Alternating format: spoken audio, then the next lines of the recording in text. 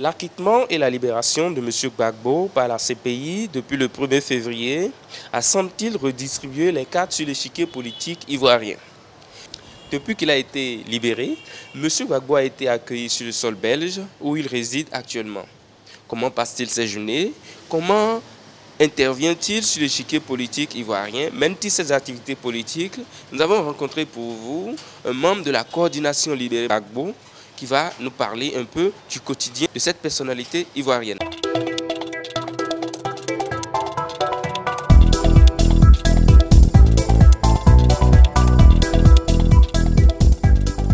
Il faut déjà signifier que depuis tout le temps qu'il a été en prison, il n'a jamais été en cessation d'activité politique. Il était interdit officiellement, c'est vrai, de mener une activité politique à cause du statut qu'il avait à la Cour pénale internationale. Mais vous êtes sans ignorer, et l'actualité l'a assez démontré, c'était aussi un lieu de rencontre, c'était aussi un lieu de visite. Et c'était des acteurs politiques et non des moindres qui ont défilé pendant tout le temps qu'il était à la CPI pour aller le rencontrer, qui pour des conseils, qui pour parler stratégie. Et donc,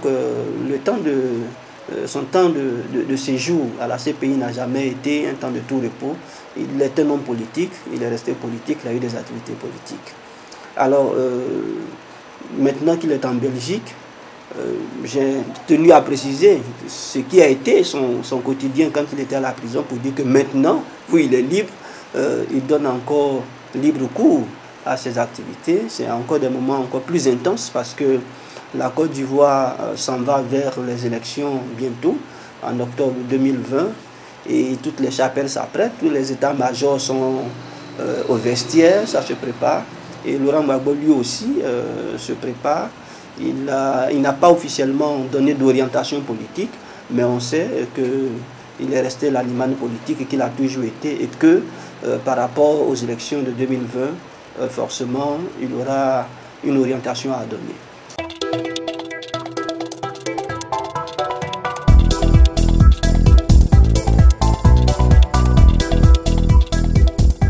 Pour le moment, il n'y a pas un agenda officiel. Il y a des tractations souterraines.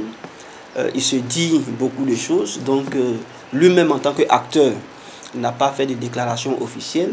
Encore moins le Front populaire ivoirien n'a pas fait de déclaration officielle pour dire que nous avons reçu tel parti ou tel autre.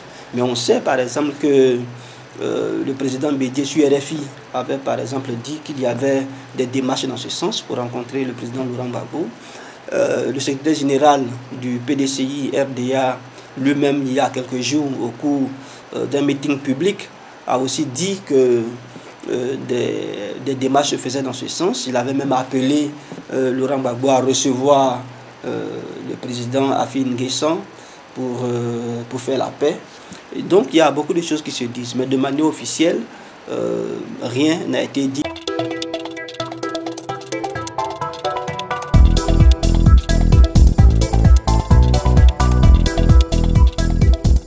Une chose est claire, il y a les décisions internationales et puis il y a la nature des choses.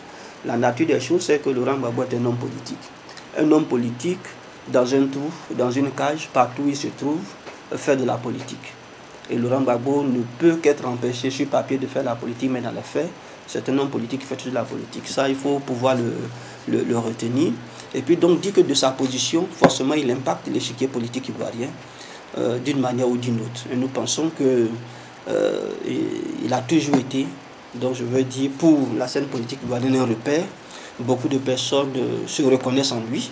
D'ailleurs, tout le temps qu'il est resté en prison, vous avez vu les manifestations qu'il y a eu, que ce soit en Côte d'Ivoire, que ce soit dans les pays africains, mais particulièrement à Paris et en Hollande, à Scheveningen, là où se trouve la Cour pénale internationale, il y a toujours eu de grandes mobilisations, de grandes manifestations. Il est resté donc toujours l'homme du peuple. Il est resté toujours celui en qui de milliers et de milliers d'Ivoiriens se reconnaissent.